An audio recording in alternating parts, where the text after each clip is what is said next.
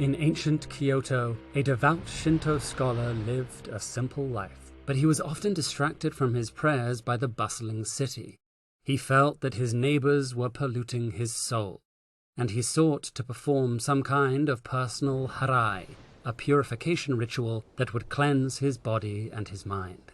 He decided to travel to the revered Hiei shrine. The trip was an arduous climb that took all day, but he was glad for the solitude it afforded him, and the peace he felt upon returning home was profound.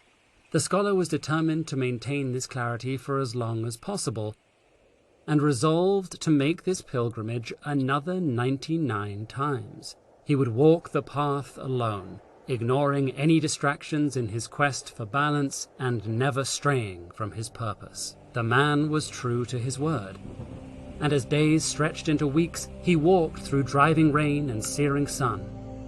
Over time, his devotion revealed the invisible world of spirits, which exists alongside our own.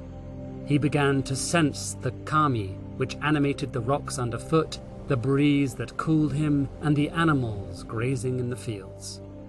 Still, he spoke to no one, spirit or human.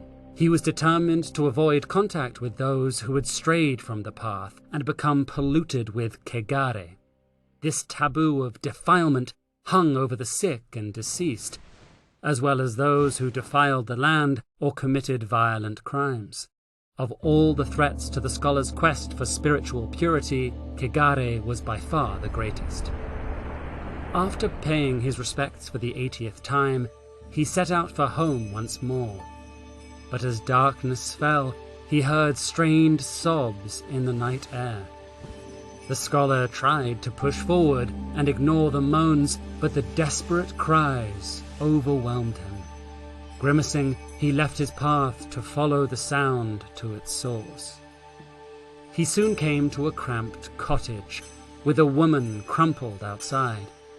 Filled with pity, the scholar implored the woman to share her sorrow. She explained that her mother had just died, but no one would help her with the burial.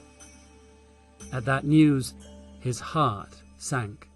Touching the body would defile his spirit, draining his life force and leaving him forsaken by the kami. But as he listened to her cries, his sympathies soared, and so they buried the old woman together to ensure her safe passage into the spirit world. The burial was complete, but the taboo of death weighed heavily on the scholar. How could he have been so foolish to shirk his most important rule and corrupt his divine journey? After a tormented night, he resolved to go back to the shrine to cleanse himself. To his surprise, the usually quiet temple was filled with people, all gathering around a medium who communicated directly with the kami.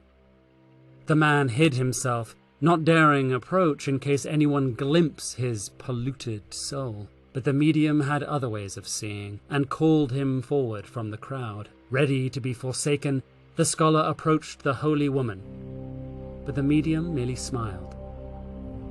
She took his impure hand in hers and whispered a blessing only he could hear, thanking him for his kindness. In that moment, the scholar discovered a great spiritual secret. Contamination and corruption are two very different things. Filled with insight, the scholar set himself back on his journey, but this time he stopped to help those he met.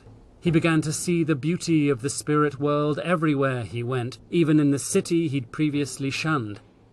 Others cautioned that he risked kegare, but he never told them why he so freely mingled with the sick and disadvantaged, for he knew that people could only truly understand harai through a journey of their own.